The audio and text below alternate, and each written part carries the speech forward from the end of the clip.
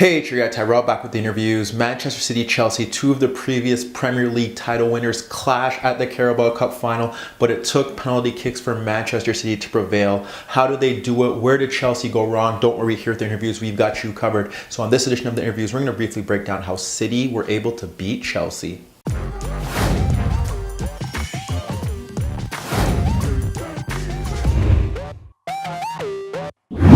So before we get into today's video, don't forget to give our video a thumbs up if you do enjoy it. The bell below does give you daily notifications regarding our organic, unfiltered soccer/footy analysis. And don't forget to subscribe to our channel. In today's video, we're going to break down the first half, see how both sides look to approach the game, what changes Chelsea made in comparison to their 6-0 defeat in the league play, and then move to the second half, see how Chelsea were able to gain some advantage and how City were trying to break them down. But first, let's get to the starting lineups. We look at Chelsea 4-3-3, Willian, Hazard, and Pedro up front. In midfield, with Jorginho, Conte, and Ross Barkley. Then we move to Manchester City. Similar setup. Aguero up front, out in the wider areas, Bernardo and Raheem Sterling, and in midfield, with David Silva, Kevin De Bruyne, and Fernandinho. So now let's look to the first half, see how both sides look to approach the game, and what changes Chelsea made tactically to try and cope with Manchester City's devastating attack. When we look at Chelsea against Manchester City, one of the main talking points was whether Chelsea would be able to avoid another 6-0 drubbing. Here we saw quickly in their approach what they were trying to do, and it was an instant change. They dropped off into more of a 4-5-1. The midfield bank was much closer to the defensive bank, and they kind of waited before they tried to engage in that press rather than trying to close down City around their box to win the ball in their third. What we saw is that Hazard would kind of move to the ball carrier, and then one of the spare central midfielders or the shuttler on that side would step forward in higher positions. But here they waited. Often what we saw was that it was Conte stepping out to Laporte, and he would try to block him off from making the pass. And for some odd reason, Chelsea were fine with Otamendi constantly sliding balls out into the wider area for Bernardo Silva. That was how they were really going about things there. If Hazard wasn't really pressing, you kind of knew what they were about, because in midfield everything lined up. Conte against Silva, Jorginho kind of ensuring that nothing is coming across in between the lines, and it would still be Ross Barkley against Kevin De Bruyne.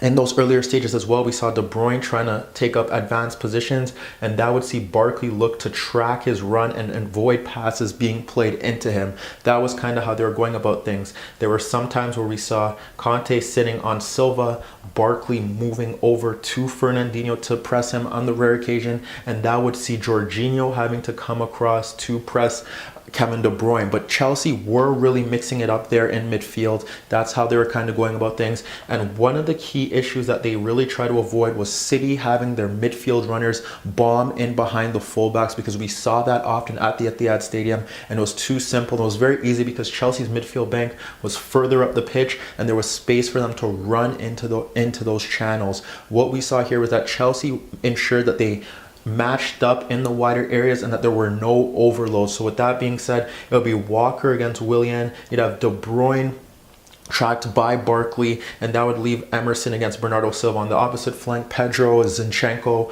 Azpilicueta against Sterling, and they would want Conte near David Silva. So that's how they were kind of moving. That's how they wanted to sit off a bit deeper, and it really did work out in their favor, because they weren't really, Chelsea didn't concede many chances in the final third, where Kepa was forced into many big saves, and they were much more solid and compact for large spells of the game, and City didn't really know where to break through. When you even look at some of their chances, it did stem all from wider areas, but Chelsea were able to block them off. When we look at one in particular, we have the ball switched out to Zinchenko, and with Zinchenko getting the ball, we see Azpilicueta step to him. Pedro should be marking the run of Raheem Sterling, but he doesn't do that, and what happens there is that Sterling's able to drift into that space. Ball is played into him as he makes that darting run in behind Pedro from a narrow position. And what happens now is that Rudiger comes across, and Rudiger ensures that he has to come play the ball back. But that was kind of how things worked. Even if Chelsea were sucked out of position in those wider areas, Rudiger and Luiz were alert, and they were able to sweep up across when need be. We look to another opportunity where we do see this happen, and the ball is switched out to Kevin De Bruyne, who does drop a bit deeper, and we saw that later on in the half. So the ball switched out to Kevin De Bruyne. Barkley steps to him. Kevin De Bruyne instantly slides the ball out to Walker, who is pressed by Emerson, and then we see Bernardo Silva trying to make the run in behind Emerson with the ball poked to him, but Willian tracks it well, and that danger is cleared. But we do see City gain a quality chance from this. And how do they do that? Well, again, ball is switched out to Zinchenko, and this time you have Azpilicueta stepping. Well, this time you have Willian stepping. This is when Willian and Pedro did swap flanks. So Willian steps to him, and mind you, we do have Kevin De Bruyne floating in right behind him. So Zinchenko wraps the ball around Willian for Sterling, and Azpilicueta steps, but Sterling instantly clips the ball to Kevin De Bruyne, who spins Jorginho, skips past Rudiger, and plays a pass beyond Barkley for Bernardo Silva, who tees up David Luiz, who cuts in on Luiz and fires his shot on goal that Kepa pushes away. But that's kind of where they found their joy. It took a lot out of them there, but Chelsea were much more equipped to deal with that threat out in the wider areas. However, they weren't able to really create chances because City still pressed from the front. When you look at City's press, you would have Aguero stepping to David Luiz, and that would mean that David Silva would push to Rudiger. You would have Sterling stepping to Azpilicueta and Bernardo Silva stepping to Emerson. That's how they kind of went about things. Sometimes we did see Kevin De Bruyne step a bit forward to sit onto Luiz, and Aguero floating in behind and sitting on Jorginho. But with that being said, if that wasn't the case, you would often have Kevin De Bruyne stepping to Jorginho there. And then with that being said, you'd have Fernandinho close out the spare man that was closest to getting the ball, whether that be Ross Barkley or whether that be N'Golo Kante. There was one occasion in that half where we did see De Bruyne step to Barkley. We saw, again, Rudiger blocked off by Silva, Aguero blocking off Luiz, and then we saw Fernandinho stepping to N'Golo Kante. But the way that City were going about things was that they weren't really focusing on man-marking Jorginho, but whenever they were pressing, they would ensure that the ball did bypass them. They were quickly on his heels to ensure that he couldn't get onto it. And that meant Chelsea really struggled to create chances.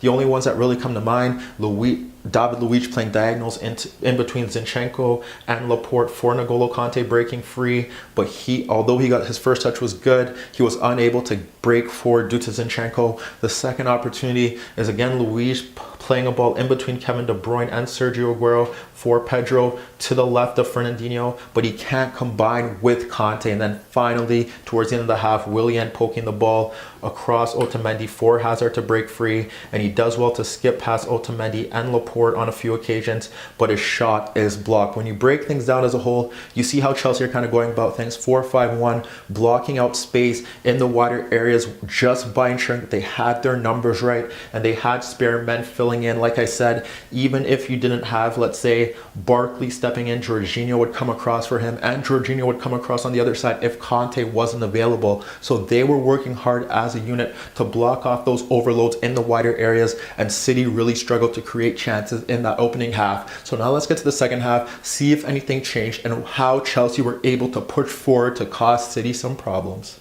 When we look at the second half, there were still some themes that occurred in the first half operating in the second. We still saw City pressing from the front with Aguero sitting on Jorginho and the wider players stepping out to the center backs to ensure they couldn't build out from there. And then when we look at Kevin De Bruyne, who was still dropping off a bit deeper to get on the ball in these deeper positions in the right flank to push Kyle Walker forward, and that allowed him to fizz balls into Walker out in the righter flank, but also so that he could play diagonals out to Sterling, which we'll get to in a bit, and try and find passes between the lines or deliver crosses into the box. But we did see a change at the start of the second half. Vincent Kompany replaced Laporte, and then we saw Kompany move to the right and Otamendi move to the left. Now with that being said, City, the way that they were trying to operate was they were getting diagonal balls out into the wider areas. Their main target was Raheem Sterling. It looked like they were trying to get him 1v1 with Azpilicueta as often as they could, and we saw them try to find that space in behind Azpilicueta.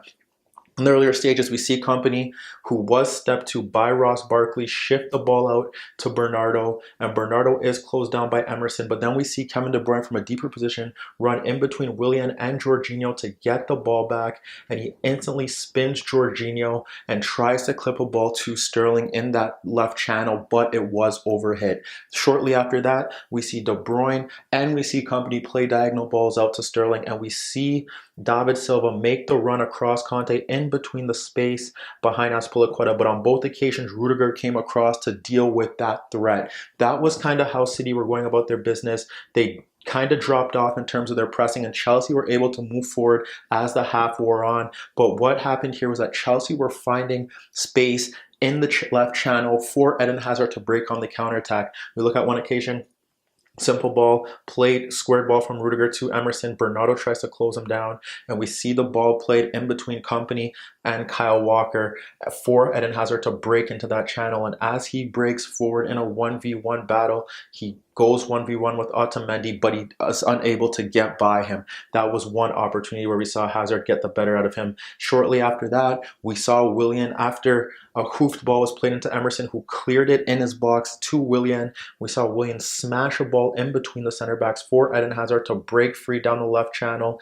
He was able to skip past Kompany with ease, and as Zinchenko and Kevin De Bruyne retreat, he plays the ball in between them for N'Golo Kanté breaking into the box, but he skied his effort over the net. A quality chance that probably should have been finished. Then we look to one more opportunity. We see the ball from Luis, hoof to Emerson, and Bernardo steps to him, so he nods it back to Luis, who clips it over Kevin De Bruyne for Barkley, and Barkley nods it back to Emerson, who eventually splits Walker and Kevin De Bruyne to find Barkley again. We have Fernandinho stepping to him, and then he plays the pass Barkley before Fernandinho takes him out to Eden Hazard, who is now able to skip past David Silva and run at the back four to see Pedro, who is running in from the right hand side into the box, plays it into him, but opposed to shooting after taking his first touch, he tries to pull it back for Hazard, and his effort is cleared. Like I said, City started to retreat as the half wore on. They were misplacing passes. Their main outlet was down the left.